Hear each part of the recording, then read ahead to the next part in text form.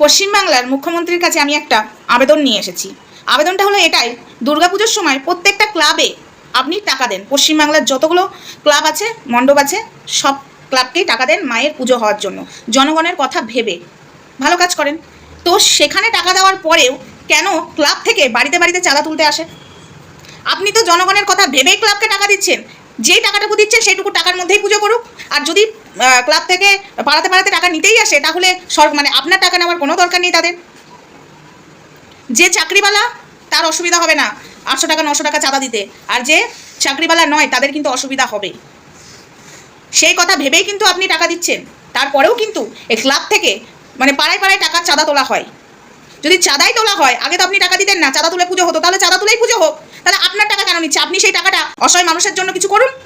আপনি পরের বছর মানে 2026-এ যখন টাকা দেবেন, ঠিক আছে, আমি জানি না আমার বলাটা ঠিক হবে কিনা, তাও আমি বলছি, এরপর থেকে যদি ক্লাবে টাকা দেন পুজোর জন্য, ঘোষণা করে দেবেন যে এই যে আমি টাকাটা দিচ্ছি, জনগণের কথা ভেবে টাকা দিচ্ছি, এই টাকার মধ্যে যতটুকু হয় ততটুকুই পুজো করো।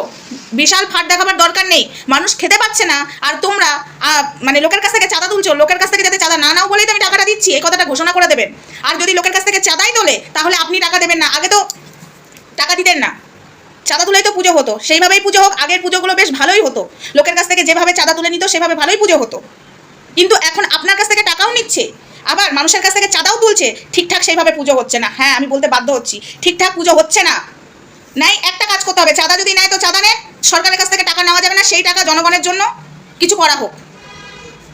আমি এটা বলতে চাই মমতাদিকে, ঠিক আছে? আর আমি এটা বললাম কারণ অতীব অসভ্যতাম করছে ক্লাব থেকে। যারা চাকরিওয়ালা তাদের কিন্তু অসুবিধা হবে না, কিন্তু যারা চাকরিওয়ালা নয়, চাকরিওয়ালাদেরও যেই চাঁদা, চাকরিওয়ালা যারা নয় তাদেরও সেই চাঁদা, সেটা দেওয়া সম্ভব নয়। এটুকুই আমার আবেদন ছিল। 700-800 টাকা কারো দেখছি কোনো ক্লাবে 900-1000 টাকা করে চাঁদা করছে, মানে সরকার, মানে মমতা সরকার দেওয়ার পরেও। আরে 700-800 চাঁদা নেওয়া হচ্ছে, যারা সরকারি চাকরি করে তাদের অসুবিধা হবে না, যারা দিন আনা দিন খাওয়া তাদের অসুবিধা হবে। হয়তো পুজোতে তার বাড়ির মেয়েকে বা ছেলেকে জামা প্যান্টটাও কিনে দেওয়া হয়নি, কিন্তু চাঁদাটা আগে দিতে হবে। কিন্তু এই কথা ভেবেই কিন্তু মমতাদি প্রত্যেকটা ক্লাবে টাকা দিচ্ছে। তো কি হবে? টাকা দিয়ে তো কোনো লাভ নেই, কারণ এরা তাও চাঁদা তুলবে। হ্যাঁ, অনেক অনেক জায়গায় দেখেছি চাঁদা নেওয়া হয় না, অনেক অনেক জায়গায় চাঁদা নেওয়া হয় না, কারুর দৌড়ে যে কড়া নেড়ে চাঁদা নেওয়া হয় না। এগুলো বন্ধ করা দরকার। হ্যাঁ বন্ধুরা, যদি চাঁদা নিতে হয় তাহলে চাঁদা তুলেই পুজো করো, সরকারের কাছে হাত পাততে হবে না, ওই টাকাটা অসহায় মানুষের কাজে লাগবে।